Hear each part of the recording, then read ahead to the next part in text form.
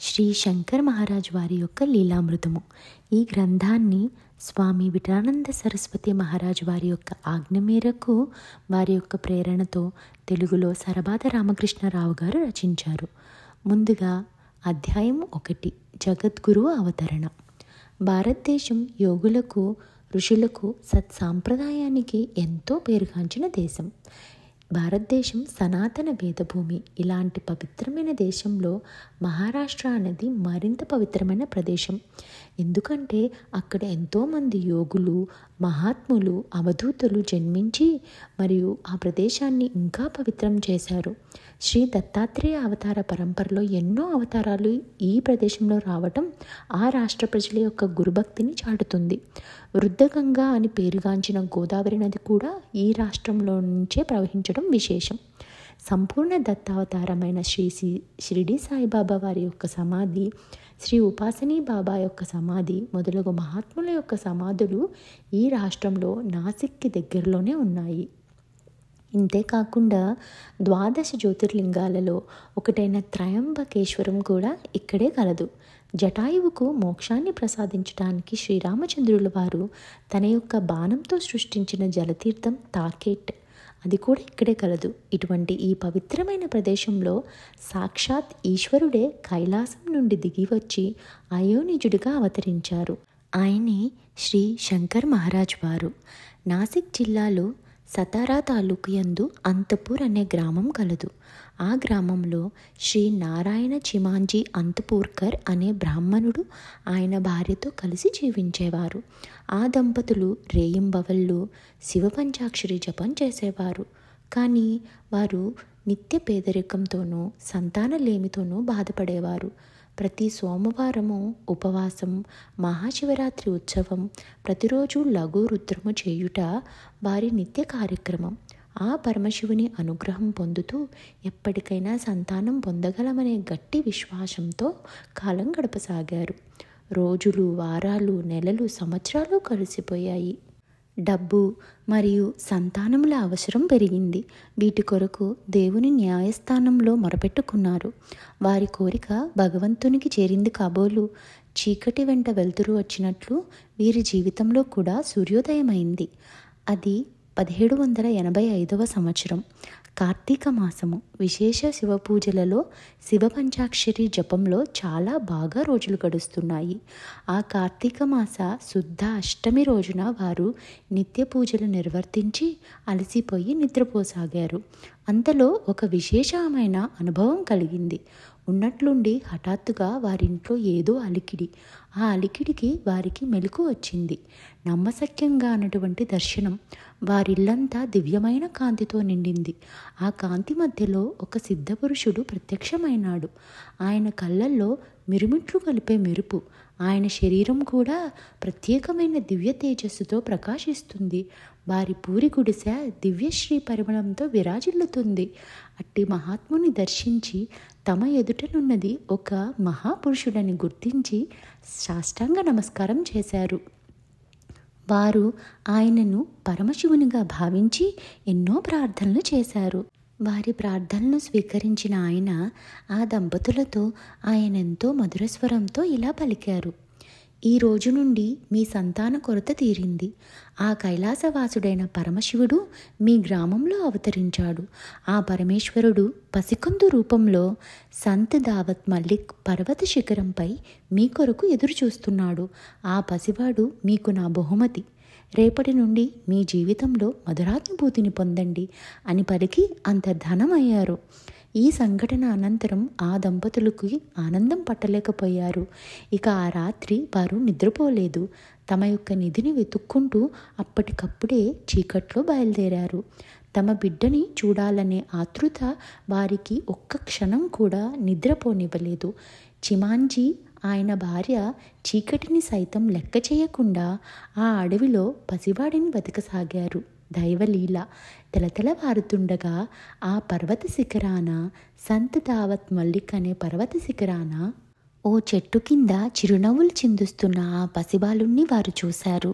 కానీ దగ్గరికి వెళ్ళడానికి ధైర్యం చాలలేదు. ఎందుకంటే ఆ బిడ్డని చుట్టి ఒక పెద్ద నాగుపాము తన పడగని ఆ పసికందు తలపై గొడుగులా ఉంచి కూర్చుని ఉంది.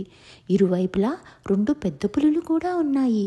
భయంతో ఒక్క అడుగు వెనక్కి వేసి తమ కులదైవాన్ని ప్రార్థించారు ఆ దంపతులు. ఆ పసిబాలుడు తన 2 చేతులు చాచి వారిని పిలుస్తున్నట్లుగా, వారి రాకకై ఎదురుచూస్తున్నట్లుగా సైగ చేశాడు. వారు ధైర్యంతో అడుగు ముందుకు వేయగానే ఆ సర్పము, మిగతా 2 పెద్ద పులులు నెమ్మదిగా తొలగిపోయాయి. ఎన్నో సంవత్సరాల పూజాఫలం, తమ కోరిక నెరవేరిన ఆనందంతో ఆ పసికందుని చేతుల్లోకి తీసుకొని ముద్దాడసాగారు. ఆ తల్లి బిడ్డను ఎత్తుకున్న వెంటనే ఆమెకు క్షీరోత్పాదన కలిగింది. ఆ భగవంతుడైన శివుని ఆగమనం వలన వారి జీవితాల్లో సుఖశాంతులు ప్రారంభమయ్యాయి. శివ ఆరాధన ఫలితంగా లభించిన బిడ్డ అవటం వలన శంకర్ అనే పేరు పెట్టి అల్లారు ముద్దుగా పెంచుకోసాగారు. శ్రీ శంకర్ మహారాజ్ వారు బ్రాహ్మణ దంపతుల పెంపకంలో పెరగటం వలన బ్రాహ్మణ ఆచార సాంప్రదాయాలతో పాటు యజ్ఞోపవీత ధారణ, పట్టు వస్త్ర ధారణ సహజ సిద్ధమయ్యాయి. శ్రీ శంకర్ మహారాజ్ గారు హోమాదుల్ని స్వయంగా నిర్వహించేవారు. ఆ కాలంలో వేద పండితులు మాత్రమే ఈ కార్యక్రమాలు నిర్వహించేవారు.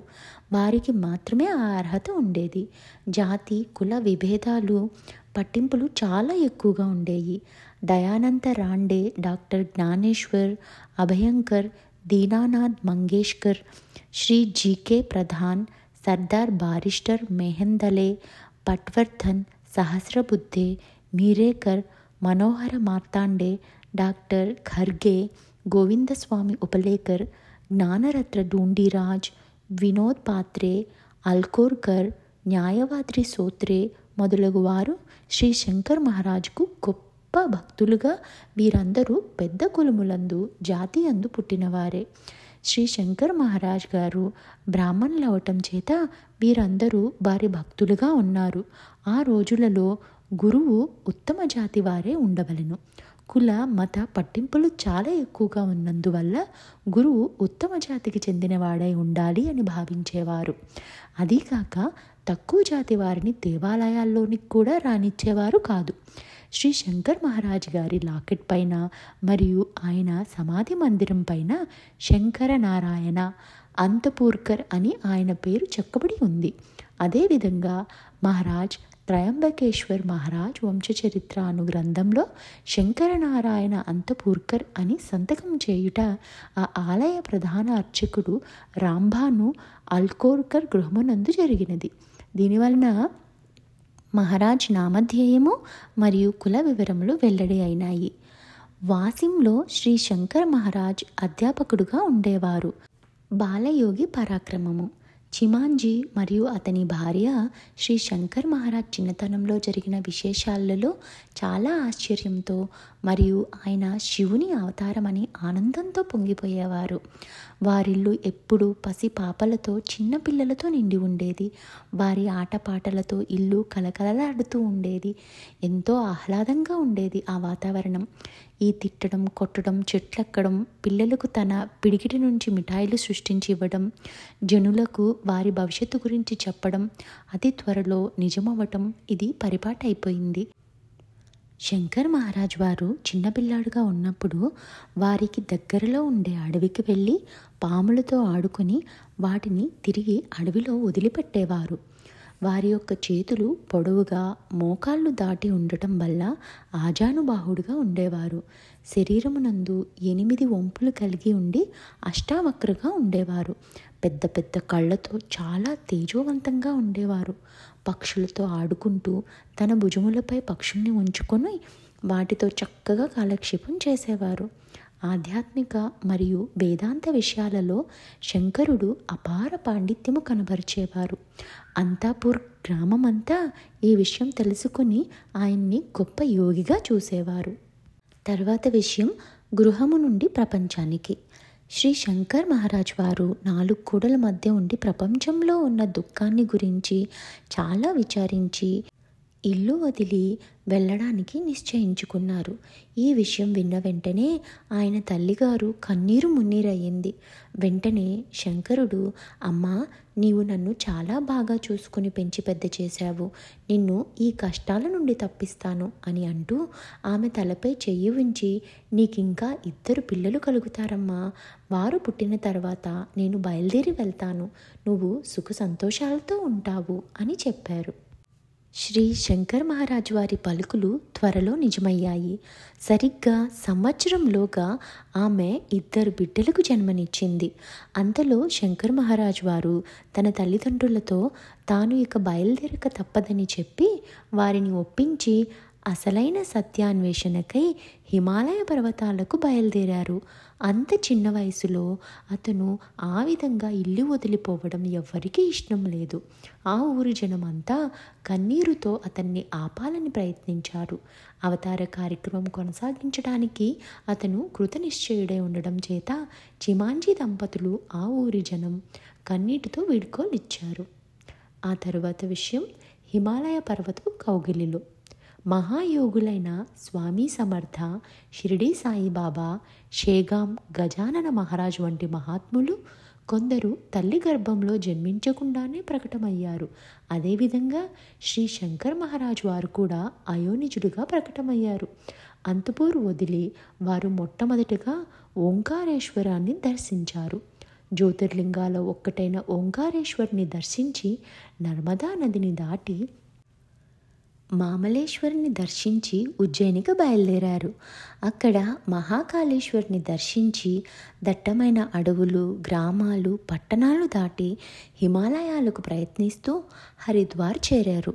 అక్కడ గంగా స్నానం ఆచరించి ఋషికేశ్కి చేరుకున్నారు.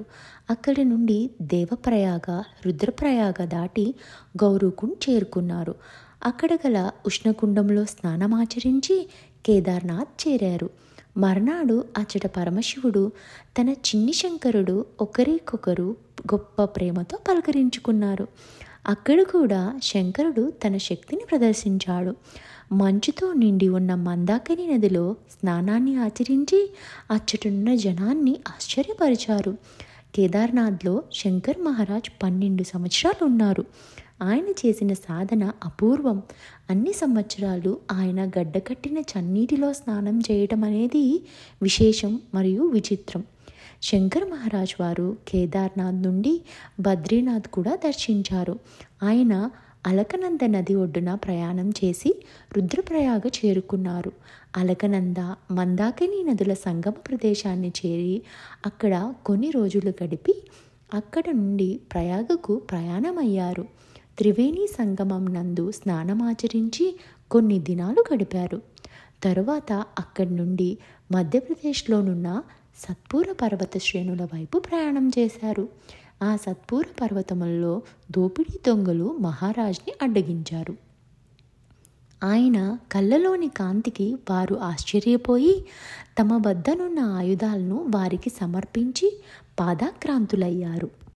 మహారాజ్ ఉపదేశాల వలన వారు పరివర్తనం చెంది తమ జీవన విధానాన్ని మార్చుకొని జ్ఞానులయ్యారు. భగవన్నామ సంకీర్తనలో వారు పరిశుద్ధులయ్యారు. శంకర మహారాజ్ని వారు సుపద్య బాబా అని పేరుతో పిలిచి వారి భక్తులయ్యారు. వారితో కొంతకాలం గడిపి తిరిగి మహారాష్ట్రకు బయలుదేరారు. ఈ విషయాలన్నీ మహారాజ్ వారు తమ శిష్యులతో స్వయంగా చెప్పగా బయటపడ్డాయి. మహాత్ములు తమ స్వవిషయాలు ఎప్పుడో ఒకసారి యోగ్యత కలిగిన శిష్యులతో చెప్తారు, మళ్ళీ మళ్ళీ అడిగినా చెప్పరు. తరువాత విషయం పరమ గురువుతో సమాగమనము. శ్రీ శంకర్ మహారాజ్ వారు గురువు కోసం సాగించే అన్వేషణ తీవ్రతరంగా సాగింది. ఆయన తన ఆధ్యాత్మ గురువు కోసం చంద్రభాగా నది ఇసుక తిన్నెలపై అన్వేషణ సాగించారు. ఆ శుభగడియ రానే వచ్చింది. అదే గురు శిష్యుల సమాగమం. పవిత్రమైన పండరీ క్షేత్రంలో చంద్రభాగా నది ఒడ్డిన శ్రీ స్వామి సమర్థ తమ శిష్యుడైన శ్రీ శంకర్ మహారాజ్ వారిని కలిశారు. స్వామి సమర్థ వారిని అక్కల్కోట్ మహారాజ్ వారు అని కూడా పిలుస్తారు. వారిద్దరూ కలిసి షోలాపూర్ సుబ్బరాయ మఠానికి వెళ్ళారు. అక్కడ ఉన్న జనార్దన బువ అనే మహంతికు శ్రీ శంకర్ మహారాజ్ స్థానంలో దత్తాత్రేయ స్వామి దర్శనమైంది. జనార్దన బువ జీవితకాలపు ఆశ ఆ క్షణాన తీరింది. హద్దుమీరిన ఆనందాన్ని అతను అనుభవించారు. స్వామి సమర్థ పరిచయం చేయకముందే శ్రీ శంకర్ మహారాజ్ గొప్పతనాన్ని గుర్తించారు. శ్రీ శంకర్ మహారాజ్ని శ్రీ స్వామి సమర్థ జనార్దన్ బువాకు పరిచయం చేశారు. సుబ్బరాయ మఠం ఒక పవిత్రమైన ప్రదేశంగా మారింది. అందుకు గల కారణం శ్రీ స్వామి సమర్థ, శ్రీ శంకర మహారాజ్, శ్రీ జనార్దన్ బువా మహంత్ మరియు శ్రీ విఠల్ జోగన్ మొదలగు మహనీయులు అక్కడ నివసించడమే. శ్రీ శంకర్ మహారాజ్ శ్రీ స్వామి సమర్థతో కలిసి 3 సంవత్సరాలు సుబ్బరాయ మఠంలో ఉన్నారు. ఆ పైన వారు గురువు యొక్క ఆజ్ఞ ప్రకారం దీనజనోద్ధరణ నిమిత్తమై బయలుదేరి వెళ్ళారు. శ్రీ స్వామి సమర్థ అట్నుంచి అక్కల్కోటకు వెళ్ళిపోయారు. ఆ సమర్థ సద్గురువు తన శిష్యుడైన శ్రీ శంకర్ మహారాజ్కి కావాల్సిన ఆధ్యాత్మిక శక్తులన్నీ ప్రసాదించి ఆశీర్వదించారు. శ్రీ స్వామి సమర్థచే ఉద్ధరింపబడిన యోగులందరిలో శ్రీ శంకర్ మహారాజ్ ప్రసిద్ధులయ్యారు. శ్రీ స్వామి సమర్థుల ద్వారా యోగశక్తులను, ఆత్మజ్ఞానాన్ని పొంది ఎందరో యోగపూర్ణులయ్యారు. శ్రీ స్వామి సమర్థులు శ్రీ శంకర్ మహారాజ్ వారి హృదయంలో చిరస్థాయిగా నిలిచి ఉన్నారని అనేక దర్శనాల ద్వారా తెలియవస్తుంది. అంతేగాక అప్పటి సామాజిక పరిస్థితుల్లో యోగిగా ఎలా మెలగాలో ఆ విధానాన్ని శ్రీ స్వామి సమర్థుల వారే శ్రీ శంకర్ మహారాజ్కి నిర్ధారించినట్లు మనం గ్రహించుకోవాలి. నిగ్రహానుగ్రహ సామర్థ్యం కలిగిన యోగి అయినప్పటికీ వారి ద్వారా ఎవరికి కీడు కలగరాదనే సద్గురువుల ఆదేశం మరియు ఆశయం. ఎంతటి కష్టాన్నైనా తాము భరించి ఎదుటివారికి మేలు చేస్తారు. ఆ తర్వాత విషయం శ్రీ శంకర మహారాజుగా దర్శనం. మహారాజ్ వారి యొక్క వ్యక్తిత్వం అందరినీ ఆకర్షించేది. చురుకైన కళ్ళతో, ఆజానుబాహువులతో ఉండేవారు. ఆయన ఒక్కొక్కసారి మహాధనికుడులా మెడకు నెక్లెస్, చేతికి వేళ్లకు ఉంగరాలు ధరించేవారు. ఒక్కొక్కసారి అన్నీ తీసి పారేసి పేద వ్యక్తిలా ఉండేవారు. వాటిని తమ భక్తులకు ఇచ్చేసేవారు. ఆయన సంపూర్ణ జ్ఞానము కలిగిన యోగి. ఆ యోగి లక్షణాలు ఆయన జీవితపు పంథాలో ప్రతిబింబించేవి. శ్రీ శంకర్ మహారాజు వారి యొక్క జీవన పద్ధతిని ఎప్పుడూ మారుస్తూ ఉండేవారు. ఆయన శరీరము, ముఖము, వ్యక్తిత్వము ఎప్పుడూ మారిపోతూ ఉండేవి. ఆత్మజ్ఞానము, దివ్యజ్ఞానము మరియు అతీంద్రియ శక్తులు ఆయన యొక్క గొప్పతనానికి మెరుగులు దిద్దాయి. శ్రీ శంకర్ మహారాజ్ వారి లీలలు, మహిమలు మనకు లభించేవి చాలా కొద్ది మాత్రమే. కానీ ఈనాటికి వారి యొక్క మహిమ, శక్తి అపారంగా అనుభవం అవుతున్నది. ఇది వాస్తవము. ఒక ప్రదేశంలో నివసించేవారు కాదు మహారాజ్ వారు. పేదవారితో నివసించడానికి ఎక్కువగా ఇష్టపడేవారు. ఆయన గత చరిత్ర అంతా పేదవారి సమస్యలను పరిష్కరించడంలో గడిచిపోయింది. ఆయన భక్తుల సంరక్షణలో ఆయన ఎన్నో లీలలు ప్రదర్శించేవారు. నిజానికి ఆయన పేదలను ఉద్ధరించడానికి అవతరించిన ఒక మహాపురుషుడు. ప్రకటమైన దగ్గర నుండి ఆయన జీవిత చరిత్రను జాగ్రత్తగా పరిశీలిస్తే కనుక ఈ విషయం చక్కగా బోధపడుతుంది. ఆయన యోగి, త్యాగి, పుణ్యపురుషుడు. చాలా కాలం అజ్ఞాతంగా అందరి కష్టాలు తీర్చారు. శ్రీ శంకర్ మహారాజ్ వారికి ఒక ఇల్లు కానీ, ఆశ్రమం కానీ ఎక్కడా నిర్మించలేదు. శ్రీ శంకర్ మహారాజ్ వారు ధనాశకు లోబడిన వారు కాదు. ఆయన ఏ విధంగానూ ధనమును సంపాదించలేదు. మహారాజ్ వారు తమ పూర్వజన్మల గురించి కూడా అప్పుడప్పుడు చెప్పేవారని తెలియవస్తుంది. ఒకానొక సందర్భంలో నేను రేవర్ గ్రామంలో ఖండేష్ ప్రాంతంలో కువరస్వామిగా కొన్ని రోజులున్నాను. ఆ తర్వాత వాఘోడ్లో గౌరీశంకర్గా ఉన్నాను. అచట ఉండేవారిని అనేక విధాలుగా కాపాడేవాడిని అని చెప్పేవారు. శ్రీ శంకర్ మహారాజ్ వారు సద్గురువులు. వివిధ రూపాలుగా సహకరించి పేదల యందు ప్రేమతో వారిని ఉద్ధరించేవారు. మానవునికి కావలసింది ఏమిటంటే కష్ట నివృత్తి మరియు కోరికల పూరణ. అయితే కోరికలు అనగానే ధర్మబద్ధమైన కోరికలే సద్గురువులు తీరుస్తారు. ఆ తర్వాత విషయం వివిధ రూపాలలో ప్రకటనమైన మహాయోగి. శ్రీ శంకర్ మహారాజ్ వారు వివిధ ప్రదేశాల్లో వివిధ నామాలలో ప్రసిద్ధులు. ఉదాహరణకు సాత్పురా పర్వత ప్రాంతాల్లో సుపద్య బాబాగా, గుజరాత్ రాష్ట్రంలో దేవియ బాబాగా, ముస్లింలకి రహీం బాబాగా, ఖండేష్లో కుపరస్వామిగా, వాఘోడ్లో గౌరీశంకర్గా, మహారాష్ట్రంలో శ్రీ శంకర్ మహారాజ్గా, ఆఫ్రికాలో సెయింట్ టోబోగా, ఇంకా అరేబియన్ దేశాల్లో నూర్ మహమ్మద్ ఖాన్గా, లహరి బాబాగా మధ్య భారతదేశంలోనూ, దక్షిణ భారతదేశంలో గురుదేవ్గా, జపాన్లో జాన్గా, ఇంగ్లాండ్లో కూడా జాన్గా ప్రకటమయ్యారు. ఆయా దేశాల్లో అనేక మంది భక్తులు శిష్యులు ఉన్నారు. సంజీవని మెడిసిన్ కంపెనీ యజమాని పరంజపే ఇంటిలో శ్రీ శంకర్ మహారాజు గారి యొక్క చిత్రపటము ఒక జపనీస్ అతను వేసింది ఉంది. మహారాజ్ గారి త్రిశూలము మహల్గంజ్ అనే గ్రామంలో గ్వాలియర్కి దగ్గరలో ఉంది.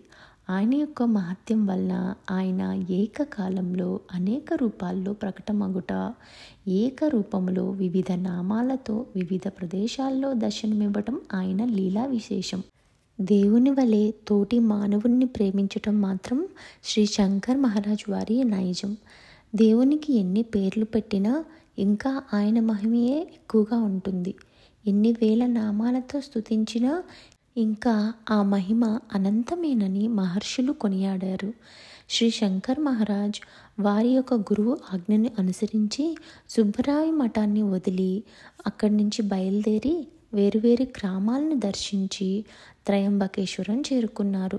రాంబాను అక్కోల్కర్ వారి గృహమునందు కొన్ని దినములు బస చేశారు.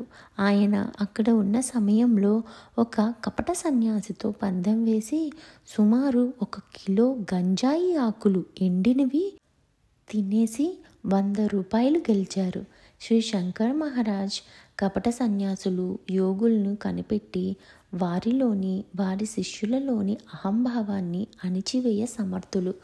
ఒకసారి నిష్ఠాగరిష్ఠుడైన బ్రాహ్మణుడు శ్రీ శంకర్ మహారాజ్ పాదాలకు నమస్కారం చేసి ప్రసాదం అడిగాడు. అందుకుగాను ఆయన, నీకు నేనిచ్చే ప్రసాదం నచ్చదు, అందువలన నీవు తినవు అన్నారు. అయినా ఆ బ్రాహ్మణుడు వినకుండా ప్రసాదం కోసం బలవంత పెట్టసాగాడు. అతని ప్రార్థన విన్న తర్వాత ఒక చిన్న కోడిగుడ్లు పొట్టం అతనికిచ్చారు. అతడు ఆ పొట్లాన్ని భద్రపరుచుకుని త్వరగా వెళ్ళిపోయాడు. ఆ తర్వాత ఇంటికి వెళ్ళి ఆ పొట్లాన్ని విప్పి చూసి అందున్న కోడిగుడ్లను చూసి శివశివ అనుకుంటూ వాటిని చెత్త కుండీలో వేసి ఇంటిని గోమూత్రముతో ప్రోక్షణ చేసి శుద్ధుడయ్యాను అనుకున్నాడు. కోడిగుడ్లను ఇంటికి తేవటం వల్ల సద్బ్రాహ్మణుడైన తన ఇల్లు అపవిత్రమైందని అనుకున్నాడు. జ్ఞానభువ అనే వ్యక్తి ఆ బ్రాహ్మణి ఇంటికి వెళ్ళి జరిగింది తెలుసుకొని వెంటనే చెత్తకుండి దగ్గరికి వెళ్ళి ఆ పొట్లం కోసం వెతకగా అందు నుంచి మామిడి పండ్లు ఉండడం చూశాడు. వాటిని ఎంతో భక్తితో తీసుకున్నాడు. ఆ దృశ్యాన్ని చూసి ఆ ఛాందస బ్రాహ్మణుడు శ్రీ శంకర్ మహారాజ్ వారి యొక్క పాదాలపై పడి క్షమాపణ వేడుకున్నాడు. ఆ క్షణం నుంచి శ్రీ శంకర్ మహారాజ్ గారికి పరమ భక్తుడయ్యాడు. ఆ తర్వాత విషయం గొప్ప గురువు. సద్గురువు శ్రీ శంకర్ మహారాజ్ ఆయన భక్తులతో ఎప్పుడూ వారి గురువుగారైన శ్రీ స్వామి సమర్థ గొప్పతనాన్ని గుర్తు చెప్తుండేవారు. ఆయన శ్రీ స్వామి సమర్థ మందిరాన్ని సందర్శించి వటవృక్షాన్ని తరచూ దర్శించి ఉండేవారు. ఆయన సమాధి మందిరంలో ఎన్ని నిద్రలేని రాత్రులు గడిపారో. ఆ తరువాత వారితో జ్ఞానబువ, జనార్దన బువ మహంత్ కూడా తరచూ అక్కల్కోటను దర్శించేవారు.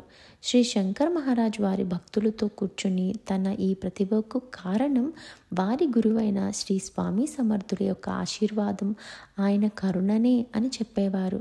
వారి భక్తులను శ్రీ స్వామి సమర్థకు నమస్కరించమని, ప్రార్థించమని చెప్పేవారు. శంకర్ మహారాజ్ వారు జీవించి ఉన్నంతకాలము శ్రీ స్వామి సమర్థ అవతార దినము, అదేవిధంగా సమాధి ఉత్సవాలను చాలా బాగా జరిపించేవారు. శ్రీ శంకర్ మహారాజ్ ఎప్పుడూ ఇలా చెప్పేవారు, నీటిని వడపోసి తాగాలి. అదేవిధంగా గురువుని ఎన్నుకునేటప్పుడు పరీక్షించి ఎన్నుకోవాలి. ఆయన కపట సన్యాసులను, తాయెత్తులు, యంత్రాలు, లాకెట్లు ఇచ్చేవారిని నిరసించేవారు. అసత్యపు వాగ్దానాలు చేసి, మోసం చేసి, ధనార్జన చేసే కపట సన్యాసులంటే ఆయనకు చిరాకు, కోపం. అసత్యపు లేదా కపట గురువును సేవించడం వలన ప్రళయాంతము వరకు మనుష్య జన్మ లభించదు. ఆయన అభిప్రాయం ప్రకారం శిష్యుడు గురువుని అన్వేషించవలసిన అవసరం లేదు. గురువే శిష్యుని వెతుక్కుంటూ వస్తారు. ఈ విషయం శ్రీ శంకర్ మహారాజ్ గారి విషయంలో నిజమైంది. ఆయన గురువు ఆయనకు అక్కల్కోట్లో కాక పండరిలో దర్శనమివ్వటం దీనికి ఉదాహరణ. సాక్షాత్ శివుని అవతారమైన శంకర్ మహారాజ్ పరీక్షించి గురువును ఎన్నుకోవాలి అన్నారు. శ్రీ గురు శిష్యుల కలయిక దైవ నిర్ణయంగా ఉంటుంది. దాని ప్రకారం వారి సమాగమం అనేది జరుగుతుంది అని చెప్పారు. ఆ తర్వాత విషయం హజ్రత్ బాబాజాన్. శ్రీ శంకర్ మహారాజ్ తమ పర్యటన క్రమంలో పూనా చేరుకుని స్థిరపడ్డారు. ఆయన భారతదేశం మొత్తం పర్యటించారు. ఆయన పూనాలో ఆర్మీ క్యాంపు దగ్గర ఉండేవారు. ఆ రోజుల్లో అక్కడ ఒక దిగంబర యోగిని ఉండేవారు. ఆమె ఒక సిద్ధయోగిని. శ్రీ శంకర్ మహారాజ్ వారు ఆమెతో కొద్ది కాలం నివసించారు. ఆమెను తన తల్లిగా చెప్పేవారు. ఆమె పేరు హజ్రత్ బాబాజాన్.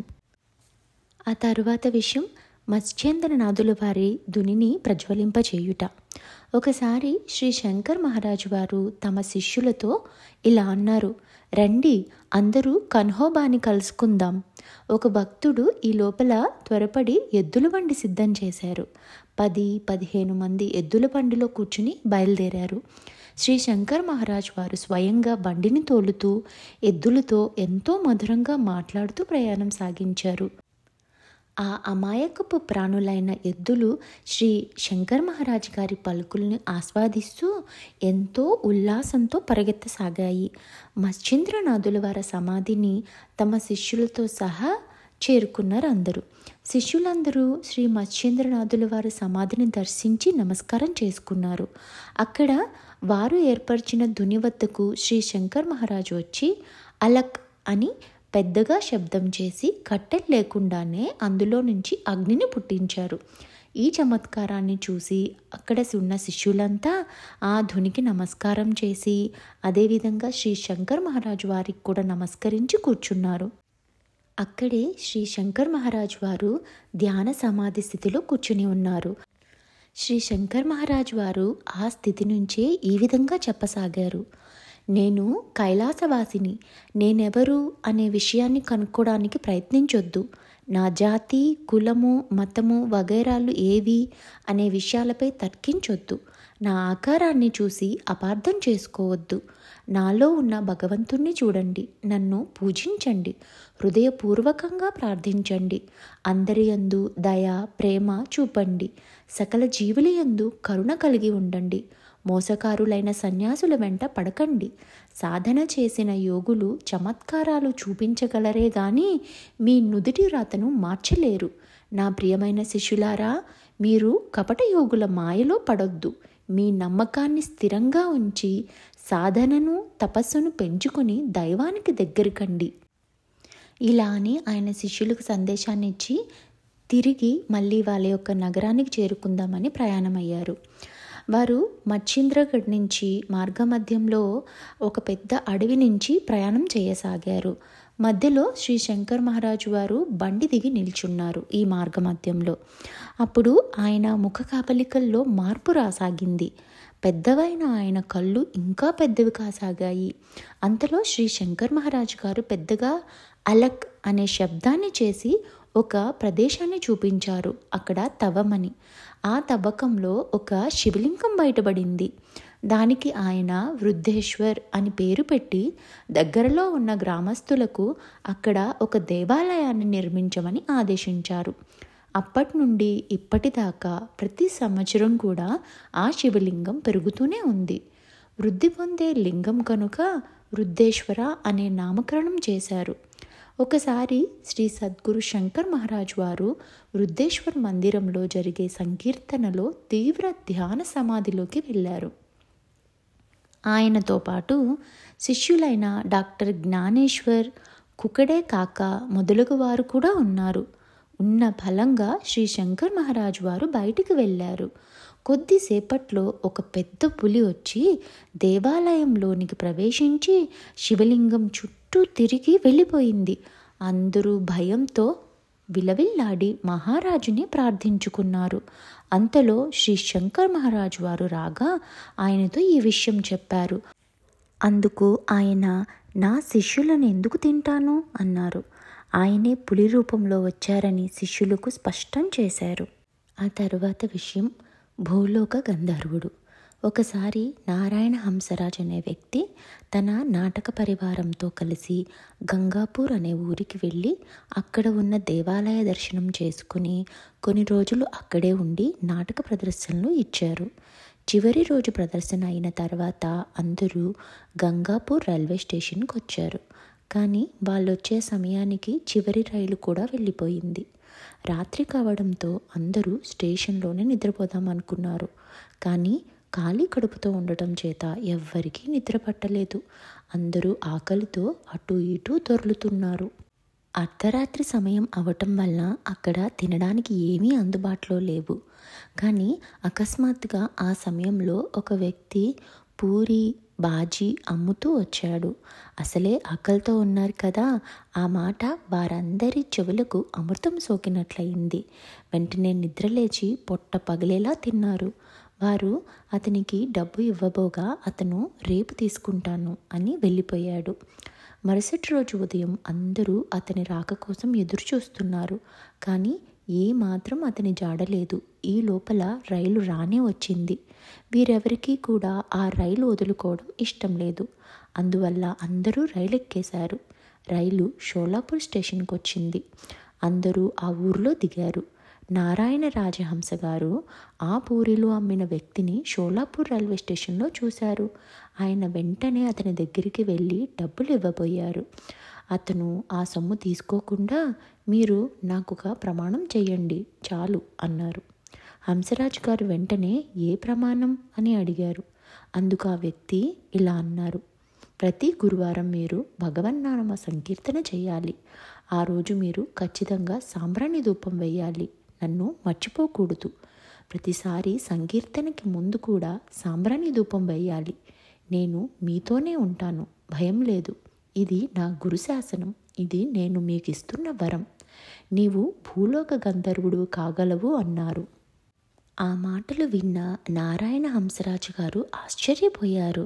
కానీ మాస్టర్ కిష్టారావు గారు ఆ పూరిలో అమ్మిన వ్యక్తి మారు వేషంలో ఉన్న శంకర్ మహారాజ్ వారిని గుర్తించి స్టేషన్లోనే సాష్టాంగ నమస్కారం చేశారు. అప్పుడు నారాయణ హంసరాజు గారితో పాటు మిగిలిన సభ్యులు కూడా శంకర్ మహారాజ్ వారికి సాష్టాంగ నమస్కారం చేశారు. శ్రీ శంకర్ మహారాజ్ వారు చెప్పిన విధంగా నారాయణ హంసరాజు గారు 32 సంవత్సరాలు పాటించారు. ప్రతి నాటకానికి ముందు గురువారం నామ సంకీర్తన ఖచ్చితంగా చేసి సాంబ్రాణి ధూపం వేసేవారు. రావు సాహెబ్ బంగ్లా యందు పూనాలో ప్రతి గురువారం నామ సంకీర్తన చేసేవారు. శ్రీ నారాయణ హంసరాజు గారు శ్రీ సత్యనారాయణ వ్రతం చేసి ప్రసాదం పంచారు. శ్రీ శంకర్ మహారాజ్ మాటలు నిజమయ్యాయి. అతనికి బాలగంధర్వ అనే బిరుదుతో సత్కారం జరిగింది. సరదాగా శ్రీ శంకర్ మహారాజ్ గారు నారాయణ హంసరాజ్ గారి నాటకానికి తెరను తీసేవారు. ఆయన కూడా కొన్ని నాటకాలలో నటించేవారు. ఒకసారి శ్రీ శంకర్ మహారాజ్ గారు నాటక ప్రదర్శనలో శరీర అవయవాలన్నిటినీ కూడా వాటికి తీసేశారు. అది చూసిన జనం అంతా భయంతో పారిపోయారు. శ్రీ శంకర్ మహారాజు గారు ఖండయోగంలో కూడా ప్రసిద్ధులు. ఇంకొకసారి శ్రీ నారాయణ హంసరాజ్ గారి నాటక ప్రదర్శనకు విలన్ వేషం చేసే వ్యక్తి రాలేదు. శ్రీ శంకర్ మహారాజ్ వారికి నాటకంలోని ప్రతి సన్నివేశం డైలాగులతో సహా కంఠస్థం వచ్చు. ఆయన నేను వేస్తాను విలన్ వేషం అని వేదికపైకి వచ్చారు. నాటకం రంజుగా సాగుతుంది. ఇక ఒక సన్నివేశంలో కత్తితో యుద్ధం చేయాలి. శ్రీ శంకర్ మహారాజ్ వారు అష్టావక్రులు కావడంతో ఆయన చేతులు వంకరగా ఉండి కత్తి పట్టుకోవడానికి సాధ్యం కావట్లేదు. అంతలో పొరపాటున కత్తి మరో వేషధారి అయిన వ్యక్తి యొక్క మెడ నరాన్ని కోసేసింది. అందరూ భయపడ్డారు. స్టేజ్ పైన రక్తం కారిపోతుంది. అంతలో మహారాజ్ చెవిలో శ్రీ స్వామి సమర్థ ఆయన గురువుగారు, ఏం చేస్తున్నావు నువ్వు? ముందు అతన్ని రక్షించు అన్నారు. ఆ క్షణంలో శ్రీ శంకర్ మహారాజ్ గారు తన చేతులతో ఆ వ్యక్తి యొక్క మెడను పట్టుకుని రక్తస్రావాన్ని ఆపి తన యోగశక్తి ద్వారా అతన్ని రక్షించారు. ఆ క్షణం నుంచి ఆ వ్యక్తికి కొత్త జీవితం ఆరంభమైంది. శ్రీ శంకర్ మహారాజ్ వారి యొక్క యోగశక్తి అలాంటిది. నారాయణ హంసరాజ్ని శ్రీ మహారాజ్ బాలగంధర్వుడిగా చేశారు. జీవితకాలం అంతా కూడా శ్రీ శంకర్ మహారాజ్ గారి యందు భక్తితో ఆయన ఉండేవారు. ఒకసారి నాటక ప్రదర్శన జరగాల్సి ఉంది. ఆ సమయంలో నారాయణ హంస గారికి విపరీతమైన జ్వరం వచ్చింది. అందువల్ల ప్రదర్శన ఆగిపోవాల్సిన పరిస్థితి అనేది ఏర్పడింది. అలాంటి పరిస్థితిలో శ్రీ శంకర్ మహారాజ్ గారు తన సిగరెట్ బూడిదను నీటిలో కలిపి తాగించారు. అదేం విచిత్రమో కానీ తక్షణమే జ్వరం తగ్గిపోయింది. నాటక ప్రదర్శన నిరాటంకంగా సాగింది. నిత్య అగ్నిహోత్రాన్ని ఆయన సిగరెట్ ద్వారా సాగించేవారు. అందువలన ఆ బూడిద హోమభస్మంతో సమానం. నారాయణ హంసరాజ్ గారి యొక్క జీవితాన్ని పరిశీలిస్తే గురుదేవుల యొక్క అనుగ్రహం వల్ల, వాళ్ళ ఆశీస్సుల వల్ల జీవితంలో అసాధ్యమనేది ఏదీ ఉండదు అని తెలుస్తుంది. మనందరం కూడా శ్రీ గురుచరణాలని భక్తి విశ్వాసాలతో ఆశ్రయించి అసాధ్యం అన్నది ఏదీ ఉండదు అన్న అనుభవంలోకి తెచ్చుకోవాలి. ఆ తరువాత విషయం, మహాయోగిని కలిసిన బారిస్టర్. శ్రీ శంకర్ మహారాజ్ వారు పూనాలో శాశ్వతంగా స్థిరపడ్డారు. అక్కడి నుంచి ఆయన ప్రజలకు మంచి చేసేవారు. కొద్దిమంది భక్తుల్ని మాత్రమే ఆయనతో ఉంచుకునేవారు. ఆయన ఎంతోమంది భక్తులను, వారి కుటుంబాలను ఆశీర్వదించి అనుగ్రహించారు. అప్పా బల్వంత్ మొహందలే ఈయన పానీపట్ యుద్ధంలో మంచి పరాక్రమాన్ని చూపించారు. వారి యొక్క బంగ్లా అప్పా బల్వంత్ చౌక్లో ఉంది. వారి వంశీకుడైన రావు సాహెబ్ మొహందలే బారిస్టర్గా ఉన్నారు. ఆయన వంశ పారంపర్యంగా సంక్రమించిన ఆ బంగ్లాలోనే ఉండేవారు. ఆయన మొదటి భార్య జబ్బు చేసి మరణించింది. తరువాత ఆయన జ్ఞానేశ్వరిని నిత్యం పారాయణ చేసేవారు. అతను జ్ఞానేశ్వరి ప్రతి వాక్యాన్ని ఎంతో శ్రద్ధగా నేర్చుకొని దాని పారాయణలో అతని భార్యని పోగొట్టుకున్న దుఃఖాన్ని క్రమంగా మర్చిపోయారు. జ్ఞానేశ్వరి గ్రంథాన్ని జ్ఞానేశ్వర్ మహారాజ్ రాశారు. ఆ జ్ఞానేశ్వర్ మహారాజ్ వారు రాసినటువంటి జ్ఞానేశ్వరి గ్రంథాన్ని బారిస్టర్ రావు సాహెబ్ వారు బొంబాయి నివాసి అయినటువంటి దాదా మహారాజ్ సతార్కర్ కంద్రేవాడి వారి నుంచి పొందారు. ఒకసారి సర్దార్ మిర్కర్ అనే ఆయన రావు సాహెబ్ గారిని కలుసుకున్నారు. వారు పిచ్చాపాటిగా మాట్లాడుకున్న తర్వాత మీర్కర్ శ్రీ శంకర్ మహారాజు వారి గురించి ఎన్నో విశేషాలు, లీలలు అన్నీ రావు సాహెబ్ గారికి చెప్పారు. ఆయన ఆ లీలలు విన్న తర్వాత ఆయన్ని దర్శించుకోవాలని సంకల్పించుకున్నారు. మీర్కర్తో సహా వెళ్ళి మహారాజ్ని కలుసుకున్నారు. వారిని దర్శించుకున్న క్షణంలో వారికి సాష్టాంగ నమస్కారం చేశారు. ఆ సమయంలో శ్రీ శంకర్ మహారాజ్ వారు తెల్ల ధోతి కట్టుకుని తెల్లని చొక్కాతో, గడ్డంతోనూ పొడవాటి జుట్టుతోనూ ఉన్నారు. మహారాజ్ రావు సాహెబ్ని తన గుండెలకు హత్తుకుని, నీవు చరిత్రలో ప్రసిద్ధి చెందిన వంశానికి వారసుడివి, కానీ నీవు ఒక బారిస్టరువు మాత్రమే. నీ జీవితం నాశనమైపోయింది, కానీ చింతించొద్దు. ఈ క్షణం నుండి నీ జీవితం సంతోషంతో నిండి ఉంటుంది. నీ బంగ్లా జ్ఞానేశ్వరి తరంగాలతో ప్రతిధ్వనిస్తుంది అని ఆశీర్వదించారు.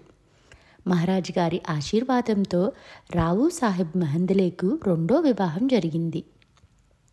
ఆయన భార్య శ్రీమతి పద్మావతి, కానీ అందరూ ఆమెని తై సాహెబ్ అని పిలిచేవారు.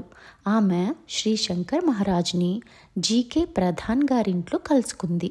ఆమె మెడను స్పృశిస్తూ శ్రీ శంకర్ మహారాజ్ వారు, బిడ్డా, నీకు మధురమైన గాత్రం ఉంది, ఈ రోజు నుంచే రాగాలాపన చెయ్యి, పాడు అని ఆశీర్వదించారు. మరుసటి దినం దాదా మహారాజ్ సతార్కర్ వివరించిన భజనలు రావు సాహెబ్ మరియు ఆయన భార్య విన్నారు.